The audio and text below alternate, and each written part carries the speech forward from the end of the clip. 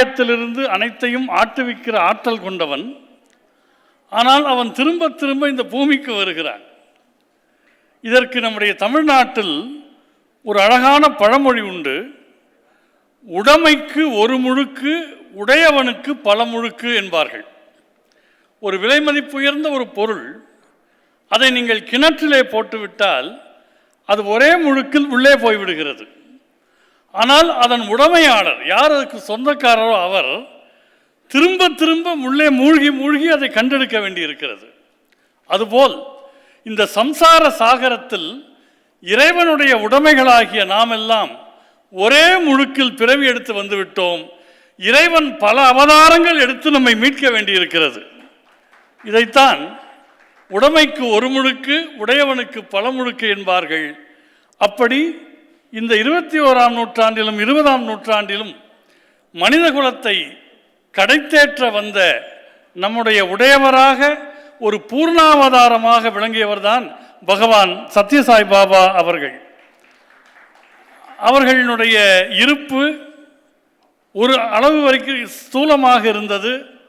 தற்போது சூட்சுமமாக அவர் அனைத்தையும் ஆட்டுவித்துக் கொண்டிருக்கிறார்.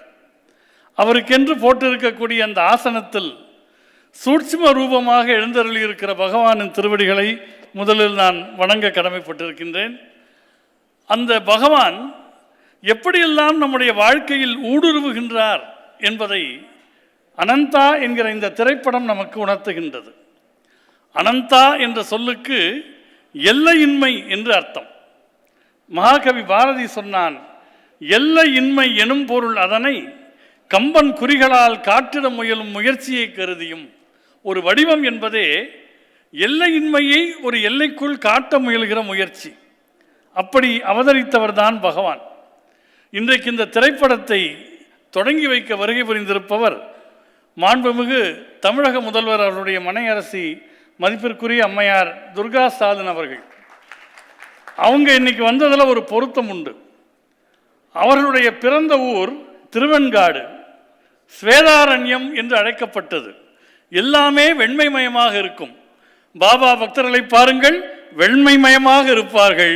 அதற்கு திருவெண்காட்டில் தோன்றி அம்மையார் வருகை தந்தது பல வகைகளில் பொருத்தமாக அமைந்திருக்கின்றது.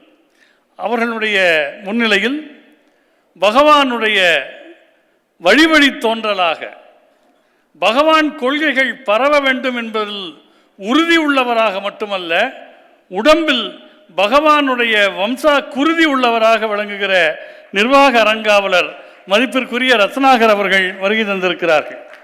இங்கே நிர்வாகத்துறையிலும் பண்பாட்டுத்துறையிலும் பல உயரங்களை தொட்டிருக்கக்கூடிய மதிப்பிற்குரிய திருமதி மல்லிகா ஸ்ரீனிவாசன் அவர்கள் இந்த மேடையை அலங்கரித்துக் கொண்டிருக்கிறார்கள். இந்த திரைப்படத்தை மிக அற்புதமாக நமக்கு இயக்கி தந்திருக்கிற இயக்குனர் திரு சுரேஷ் கிருஷ்ணா அவர்கள் இந்த மேடையில் இருக்கிறார்கள். இந்த படத்தை பார்க்கிற வாய்ப்பு எனக்கு கிடைத்தது. பகவான் எப்படியெல்லாம் பக்தர்கள் வாழ்க்கையிலே ஊடுருவி பல மாற்றங்களை செய்கிறார்கள் என்பதை இந்த படம் தத்ரூபமாக விளக்குகிறது. பகவானுடைய அலுவலக ஸ்தானிகராக, படத்துக்கு ஒரு இயக்குனர் என்றால் படத்துக்குள் நடிக்கிற பாத்திரங்களை ஒன்றியக்கும் இயக்குனராக சகோதரர் நிழல்கள் ரவி அவர்கள் அருமையாக அதில் பங்கேற்றிருக்கிறார். இந்த படத்தில் 5 பக்தர்களுடைய வாழ்க்கை காட்சி காட்டப்படுகிறது. ரொம்ப தீவிரமான நேரத்தில் எப்படி பகவான் அங்கே உள்ளே நுழைந்து அவர்களை ஆட்கொள்ளுகிறார்.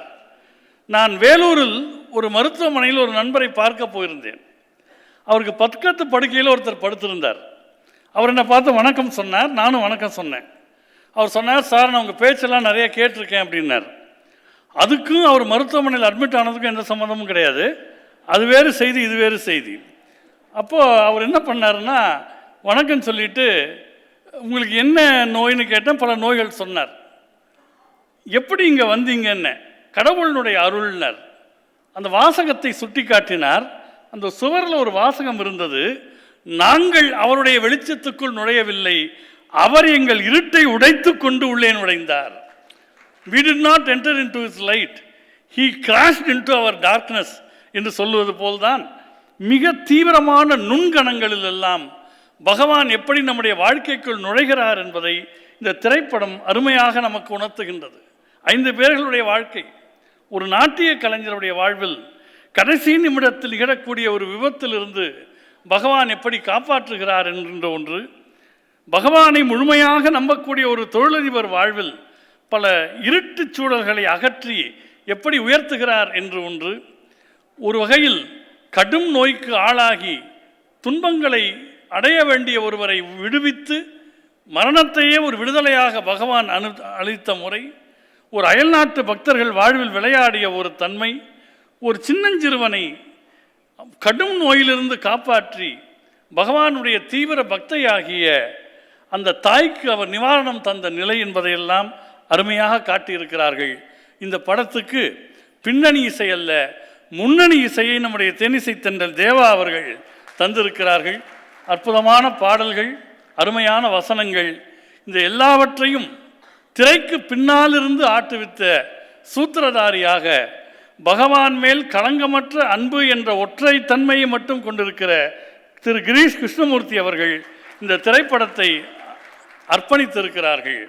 இந்த அற்புதமான அருள் அனுபவம் என்பது பகவானுடைய பெருங்கருணைக்கு ஆளாகி இருப்பவர்களையும் பகவானுடைய சூட்சும இருப்பு எத்தகையது என்பதையும் இந்த 21ஆம் நூற்றாண்டில் நமக்கு உணர்த்துகிற விதமாக அமைந்திருக்கிறது. பகவான் மேல் நம்பிக்கையே இல்லாதவர் போல் வந்து உருகி உருகி பாடுபவராக நம்முடைய தலைவாசல் விஜய் அவர்கள் அதில் ஒரு தன்னிகரற்ற தன்மையை செய்திருக்கிறார்.